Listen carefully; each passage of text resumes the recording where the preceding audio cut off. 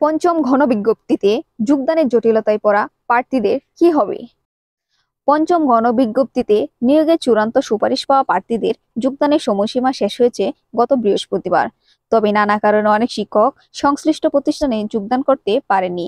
এসব প্রার্থীদের আবেদন পর্যালোচনা করে সিদ্ধান্ত নেওয়া হবে বলে জানা গেছে। বেসরকারি শিক্ষক নিবন্ধন ও প্রত্যয়ন কর্তৃপক্ষের একটি সূত্রে জানিয়েছে, প্রতিষ্ঠান প্রদানের ভুল চাহিদা, ঘুষ, বাণিজ্য সহ নানা কারণে বেশ কিছু শিক্ষক চূড়ান্ত সুপারিশ পাওয়ার পরও যোগদান করতে পারেননি। এই সকল শিক্ষকদের আবেদন পর্যালোচনা করে পুনরায় নিয়োগ সুপারিশ করা হতে পারে।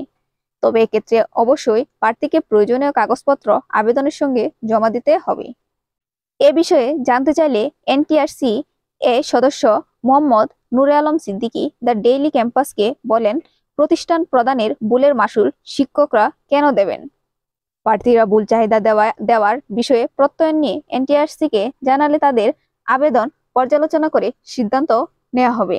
2021 সালের 28শে মার্চ জারি করা সর্বশেষ বেসরকারি স্কুল কলেজের এমপিও নীতিমালা ও জনবল কাঠামোর 18 এর ঘ অনুচ্ছেদে উল্লেখ রয়েছে, প্রতিষ্ঠান কর্তৃক এনটিআরসি-তে শিক্ষক চাহিদা দিলে ওই পদে মনোনীত প্রার্থীকে নিয়োগ দিতে হবে। প্যাটার্নের অতিরিক্ত চাহিদা দিলে ওই শিক্ষক কর্মচারীদের শতভাগ বেতন ভাতা প্রতিষ্ঠান থেকে নির্বাহ করতে হবে।